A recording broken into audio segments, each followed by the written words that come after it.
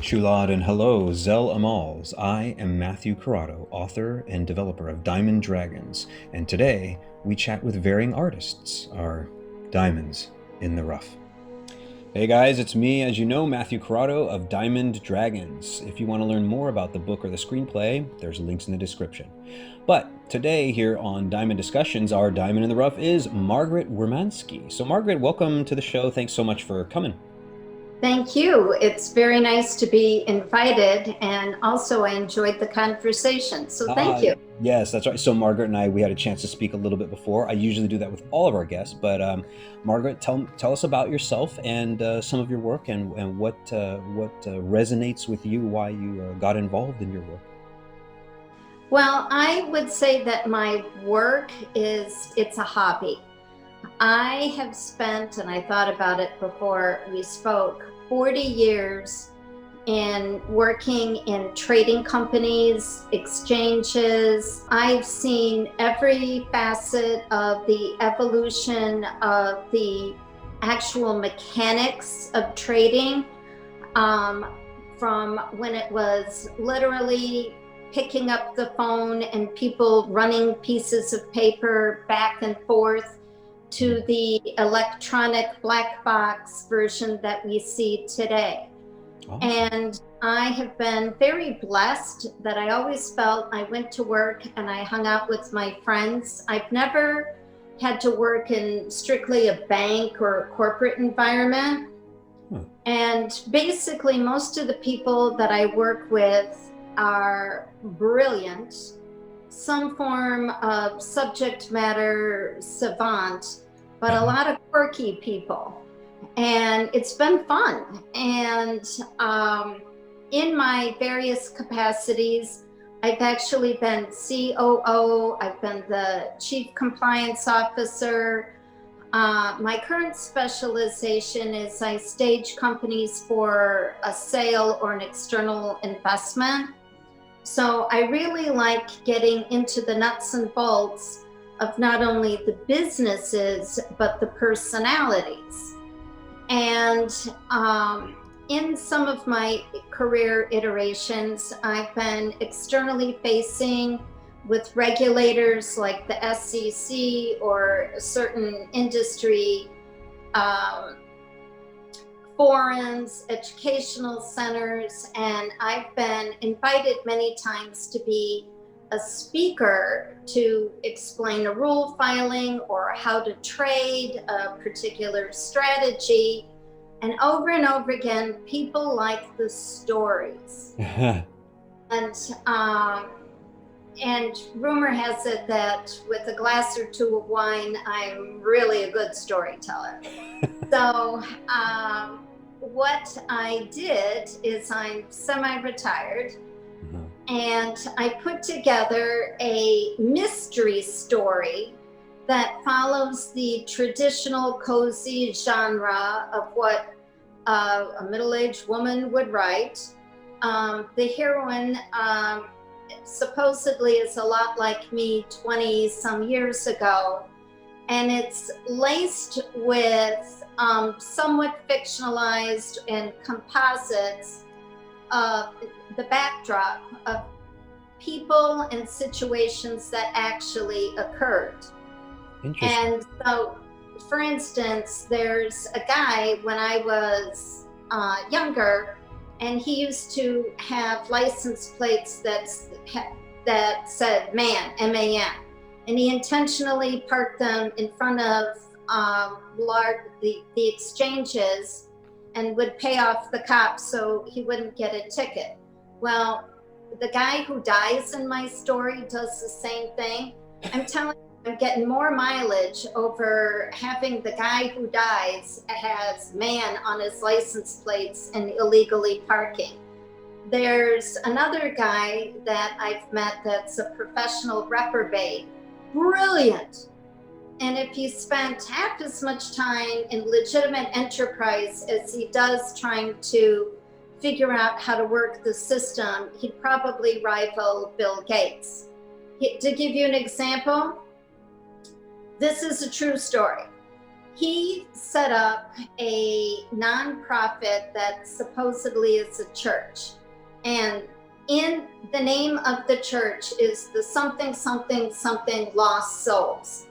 Well, what he would do, and this is back in the day of print media, is he would take out ads in what are religious magazines, or around here in Wheaton they call them Bible thumper periodicals, and for $7 he would save your soul.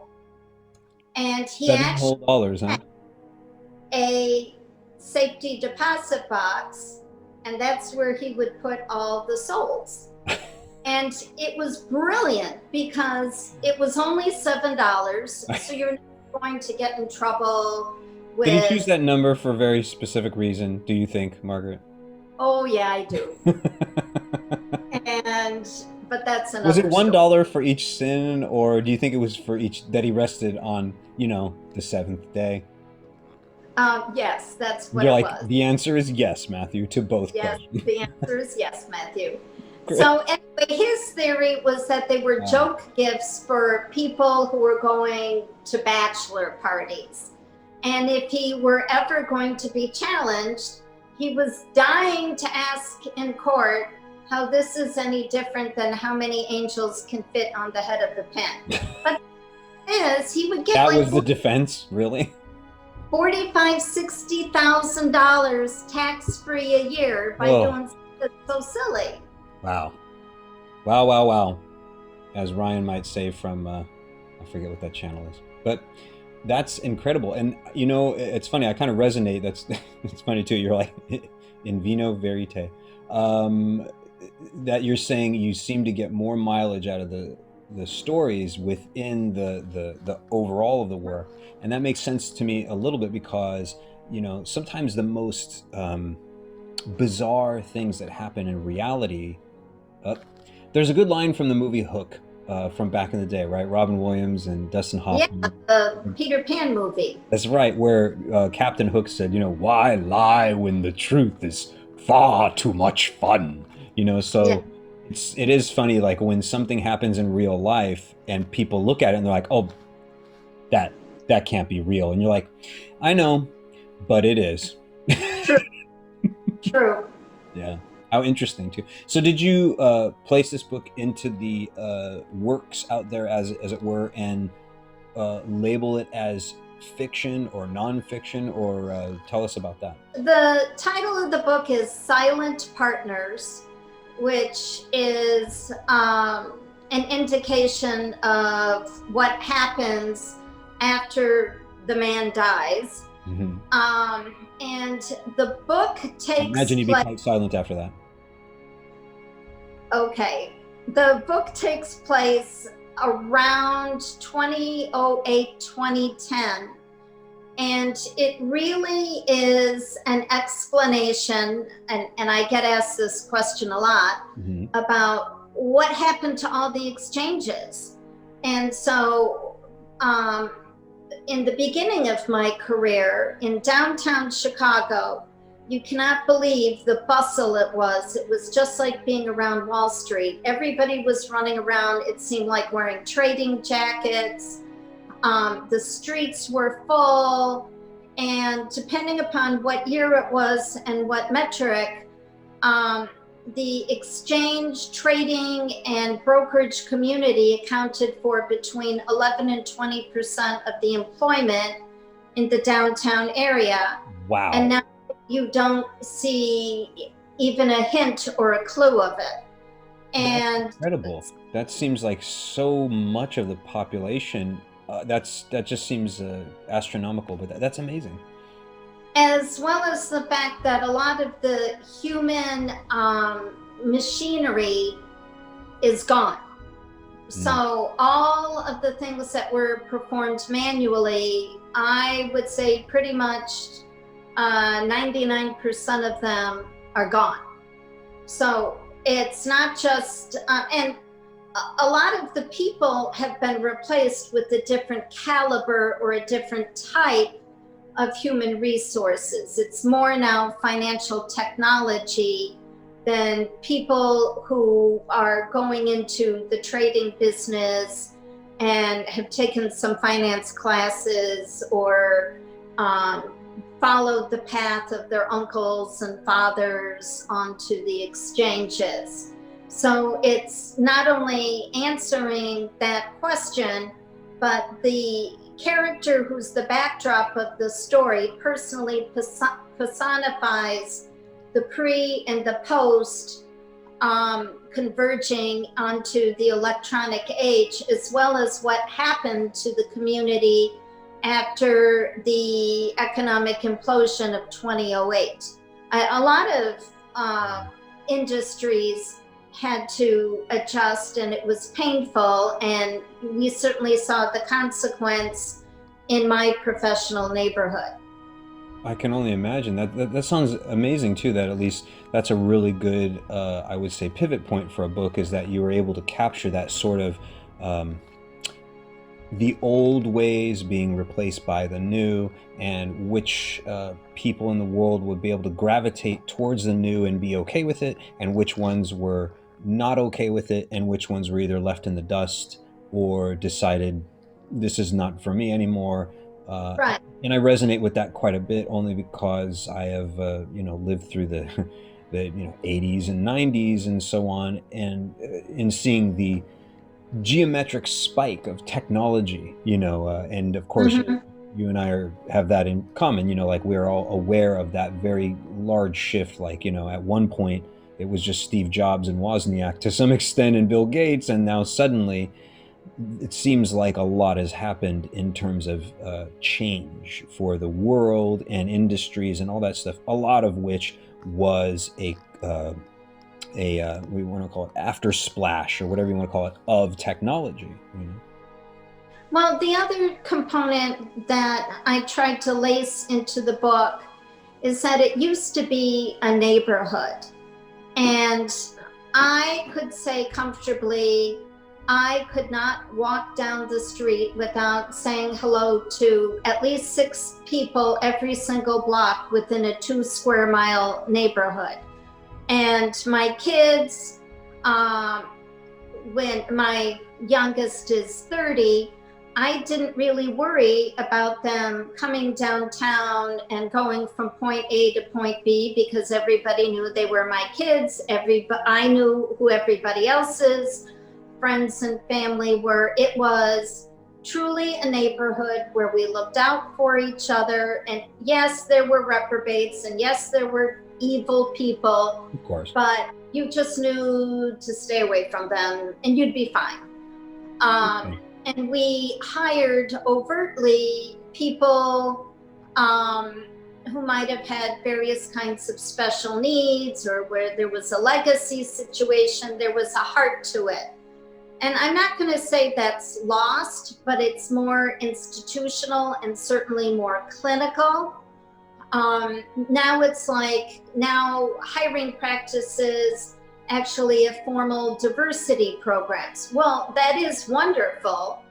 But my type of firms didn't need those initiatives. It was the Goldman Sachs and the big banks. You see what I mean? So I'm trying to also capture the change of character and the change of what was considered the typical relationship of the neighborhood. I mean, we used to all go to the same places. There was a very vibrant restaurant bar scene right around, and those are all gone.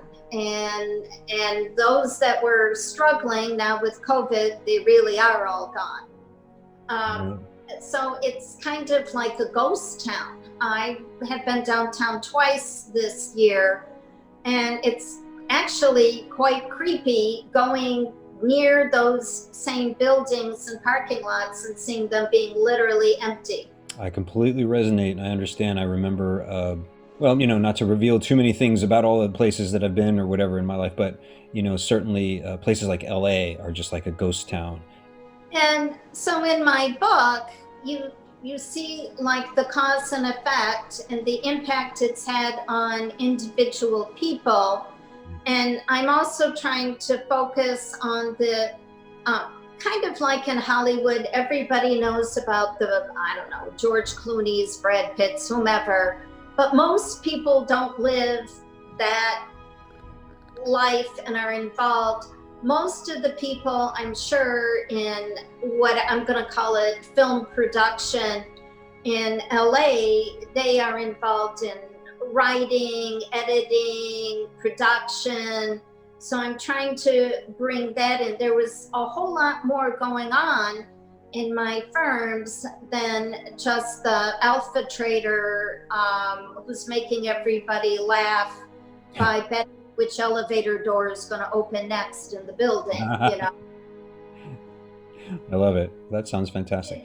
The first one is strictly Kindle. I had very good sales for friends and families, but it was kind of like my my beta version. I wanted the feedback. Sure. I've been laughing because some people have actually taken that to heart and have given me stacks of suggestions, but isn't that great? It is great.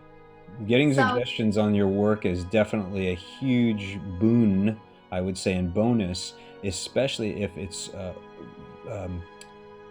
fueled by critical thinking and insightful things where people have actually taken the time to absorb the kind of work, as opposed to just being some flippant thing where I read 5 pages and I don't like this. You're like, well, what do you really know about the work at that point? But yeah, I'm sure that like with any writer, right, you would agree, Margaret, that input is essential and wonderful. So, and for my goal now I know what to do to refine. It can come out as a paperback. And then my real goal, I never thought that I was going to be the next, I don't know, John Grisham. This has been fun. And the amount of phone calls that I got and the amount of people I haven't spoke to in years. Now, granted, when you get to be 63 and it's COVID, telling stories from back in the day is way more entertaining than it should be. But so I've been asked if there's going to be a sequel, and can they give me some stories to put into it? So I think that the next one might be probably a little spicier than the first one, but all good fun. Well, that's always good to hear because, right, you always have to level up for the next one. You know, yeah, it's important. It keeps everybody engaged, and also, I would say that a author, a writer, an artist really grows with each one of their things that they do, whatever project it might be. You can't. It's bad, I feel, if you look back to something that you did 10 years ago, and you're like, I'm exactly the same. You'd be like, really? So you never grew, you didn't get any better, so I would definitely agree that it's good to step it up, and it sounds like it would be great to make it more spicy, So, well, the other thing that I'm proud of, but I'm a little frustrated about, is nobody who's read the book has actually guessed the ending. So I actually do have the genuine surprise ending of who killed the guy. But I think they keep getting too distracted about Portillo's chocolate cake. And, I mean, yes, that is funny, but that's not what the story is about. So that's a really good point too, right? It's like we were saying earlier, it's easy for people to remember certain details. People do that with films too, like certain moments will pop out where people will remember it forever, and it's sometimes often plausible that the filmmakers didn't necessarily intend particular lines to stick. I mean, just one quick example, I remember Arnold Schwarzenegger and James Cameron talking about the whole "I'll be back" line with Arnold Schwarzenegger. Oh, yeah. And they said originally it was not, they were filming, so everything was just business and working and hurry up, get this thing done. And they had a little bit of a tussle about. He said, Arnold's like, I would like to actually say I will be back. I don't think it's a good idea for the Terminator to say I will be back. I don't know why he would use a contraction. He's a robot kind of machine thing. And James Cameron's like, look, is it in the script? Read it the way that I told you. And it's funny. You can go and look this up if you want, but the irony was they were so busy talking about all this stuff, they didn't necessarily know, and kind of how would you, that this was going to become an iconic line. So of course, yeah, like, that's what I'll the be whole back. movie. Really? Nobody, they didn't really think of it. You just never know. And I think that's one of the most important things about when something is really truly organic art, is that it's not self-aware, like, ooh, this is going to be a great line later, I can't wait for us to milk it. That it's better when you're not necessarily feeling that way. And then yet when the movie's cut, you're sort of like, whoa, I think we have something here, Yeah. and then they put it out there. But exactly, people will remember certain things, and they won't necessarily remember maybe the core message of the work, which is sometimes, I would say, disappointing. But at the same time, it's like, well, at least they remembered something from the work, because then they're going to have to look into it more and actually learn about the work. Mm-hmm. So Margaret, let's see, some last questions. It's been a great pleasure. And again, for the audience out there, and I'll put a graphic up, the book is called Silent Partners, and Right. by Margaret Wiermanski. So I'll leave links in the description for that. So please, Thank you. of course, feel free, everybody, to go and look at those and share those links. And we'll all look forward to the possible sequel. But some final questions for you. I would say, what is do you think, your worst writer's habit?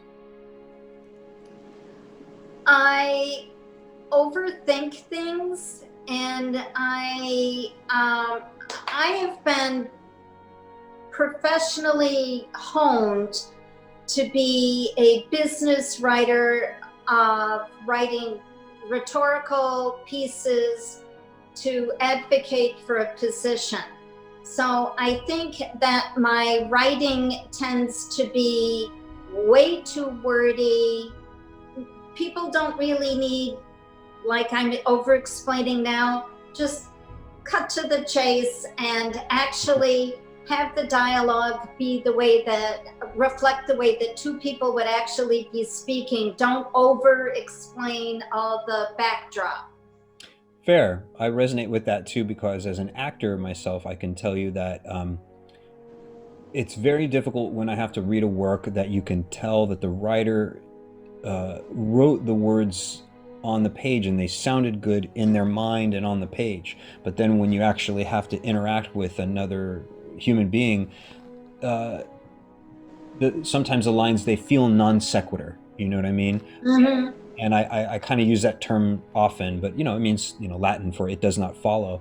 And that's just the irony about real human beings in dialogue, is you can tend to feel it out. Like when a character or whatever, your actor, says something to you, you are trying to think, well, what's the very first thing that you would say off the top of your head? And a lot of times it's not aligned with the writing. And what that again alludes to is that the writer doesn't have quite enough education possibly about what it means to be not necessarily an actor, but it's just like, again, you can write these things, but then the irony is, well, but would people really speak this way?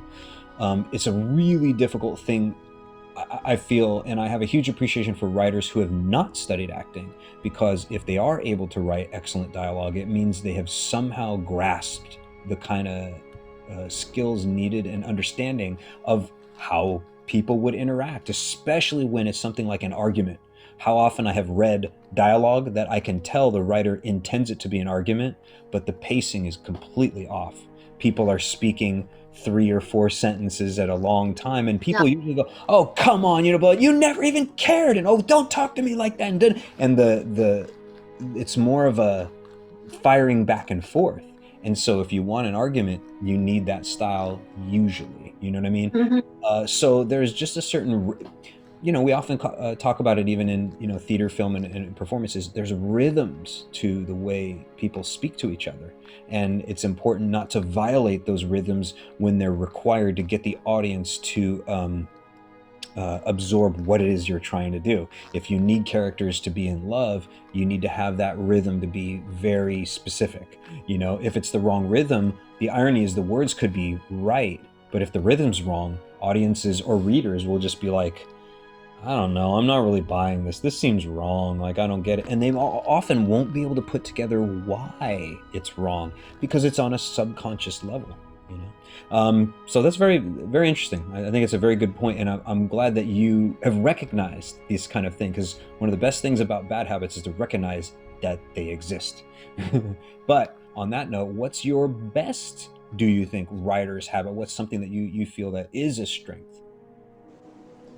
Is that I'm the proverbial fly on the wall. And so by nature, I'm not really the star or the center attraction in anything. So I think that in my staging, I'm going to compliment myself in that Well, that's the goal. What's your best habit? I can stage or construct a scene not from the vantage point of requiring a central figure, but how all the people would not only interact and interrelate, but from their personal perspective and filters. That's excellent too, because I would say that is a really also a fantastic answer, and also something to be aware of is that that makes you a very good narrator, right? Because again, the narrator is supposed to be a little bit more omniscient and sort of overview kind of thing, as opposed to biased in one direction or another. So, and it's my first stab at it, so let's hope somebody thinks I'm as good as I think I am. So I'm sure we find I completely resonate with that. How about this now? Then, what's the worst advice you've been given? Well, besides being on this show, whether for writing, I'm teasing, whether for writing or in general. I have been told by people that I respect, and some of them are published authors, to go straight for an agent. And there's all these reasons of why I've been told. And I think that if I did that, I would spend a lot of my time banging my head against the wall. And also, practically speaking, unless you're going to conform to a certain plug and play model, I'm not a romance novelist. Exactly. Okay, you know what I'm saying? Or you know, unless you are coming in with a certain genre, and my book is quirky, and I think I wouldn't have fun with it, and I think it wouldn't be out now if I was waiting for this brass ring that might be permanently elusive. So I'm glad that I took the stab. I have realistic expectations, and I'm having a good time. So that's all that matters. Oh, and one more thing, if I may. Not the profits are humongous, but the net profits, 100% of them go to funding a nonprofit that I've been very involved with since its beginning. It's called the Greenwood Project. We'll have a link in the description in that too, and hopefully I'll have that up here in a magical way. Thank you. It's the Greenwood Project.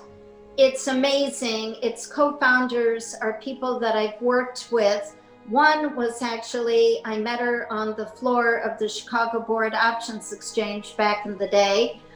And what it does is it prepares minority students from economically disadvantaged neighborhoods that are college students to be interns, and then path them to careers in financial services and fintech.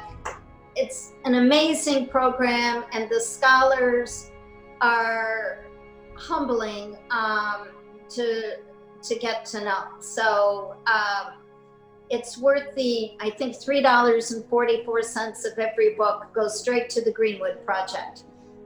I love it. That's fantastic. And again, we'll have a nice link up here so that people can learn more about that. And then let's see, what's the best advice which you would actually offer to writers or people out there? So maybe not the best advice you've been given, but what's the best advice that you think that you would give to people out there?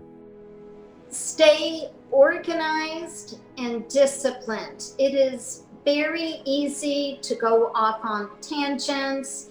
It's very easy to procrastinate, but to really write an outline, which can change, but it keeps you focused, and give yourself goals. Otherwise, you're going to be like so many lawyers I know that have got various versions of books somewhere in a drawer or on the cloud somewhere.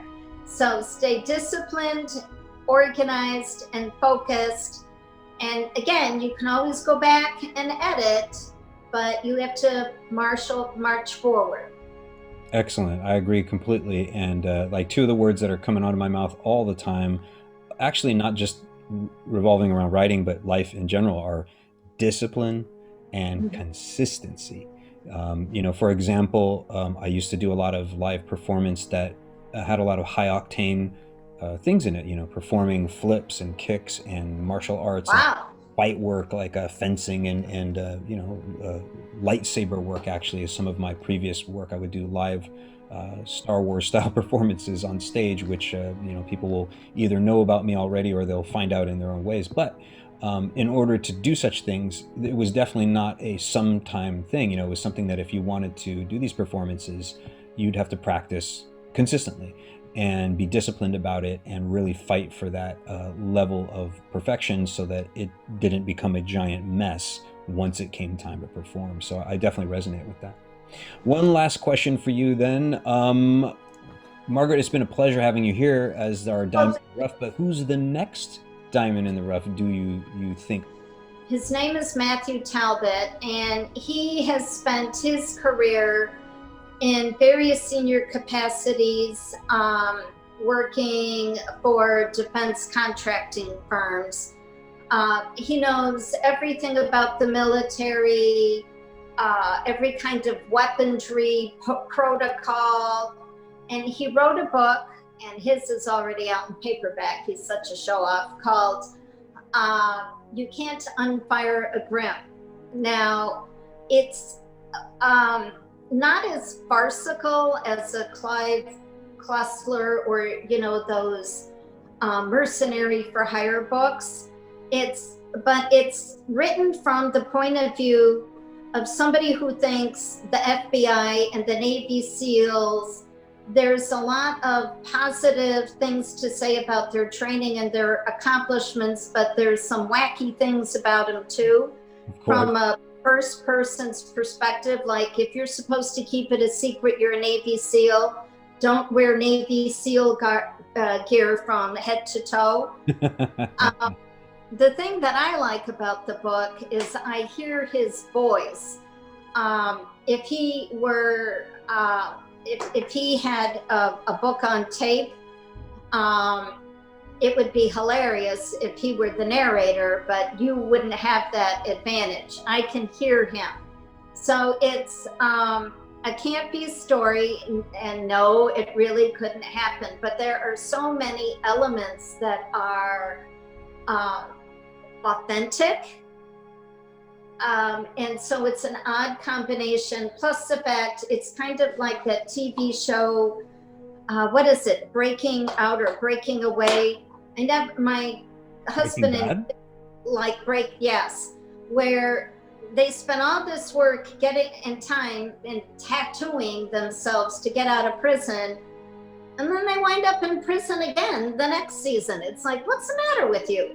Mm-hmm. Well, this guy kind of does the same thing. He's all over the world, and he's always destroying and discovering and thwarting drug lords and third world despots. It's hilarious. Well, it sounds really exciting, Margaret, and it's been a pleasure having you here. Thanks so much for coming. I look forward to possibly being able to get in contact with Matthew. Thank you very much for inviting me. I feel like we had a conversation, and so I really enjoyed our time. Thank you. You're welcome.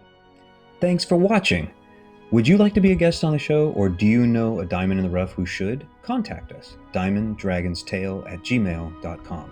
Until then, Chiong, Chifoy, Vas Res, and Iye Laha.